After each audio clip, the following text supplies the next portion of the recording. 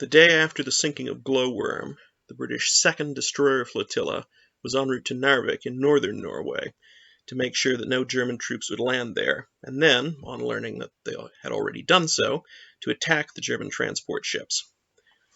This flotilla was under the command of Captain Bernard Warburton-Lee, who was nicknamed Wash. He was 44 years old, and he'd seen service during the First World War, including being present for the destruction of the Königsberg in East Africa in 1915. He spent almost his entire career in destroyers, and he'd commanded various destroyers for more than 15 years before the war.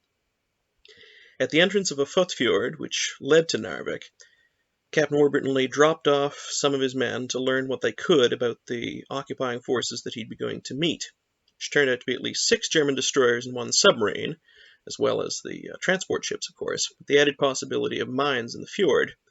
This was a much bigger force than he expected, but he still told the Admiralty that he intended to attack the following morning, April 10th. The Admiralty originally approved this, but then they sent another, somewhat more guarded message to him, saying that the decision to attack was his alone, but they would support whatever he chose to do. Now, this flotilla was made up of 5 H-class destroyers: the Hardy, which had Captain Warburton-Lee aboard, Hunter, Hotspur, Havelock, and Hostel. And they made their way slowly up the fjord at 4 o'clock in the morning, going through darkness, fog, and very heavy snow. They arrived at Narvik half-hour later and succeeded in catching the Germans by surprise.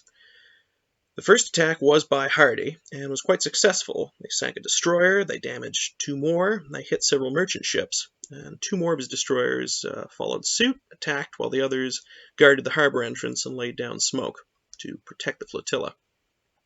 They regrouped and they attacked once more, and then finally, deciding not to push their luck any further, began making their way out to sea again. But before they could do that, they were attacked by 3 German destroyers from astern, from the northeast, and 2 more destroyers from ahead. And after sending the signal, "Continue to engage the enemy," Hardy's bridge was hit by a shell, which killed or seriously wounded everybody there, including Captain Warburton-Lee.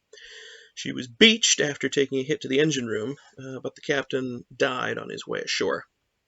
Hunter was lost as well, but the other 3 ships did make it away, Hotspur just barely though, and they claimed 1 more German destroyer on their way out. This was the first VC of the Second World War actually to be awarded, because unlike Lieutenant Commander Roop's action, there were plenty of survivors that were not taken prisoner and were able to let the Admiralty know what had happened right away. This battle was a success, and the Second Battle of Narvik was as well, 3 days later when the battleship Warspite came up the fjord and wreaked havoc again. But these were among the very few good news moments for the Allies in Norway. The next VC will also be part of the Norwegian campaign. You'll have to wait 3 weeks for that one, till the 2nd of May. See you then.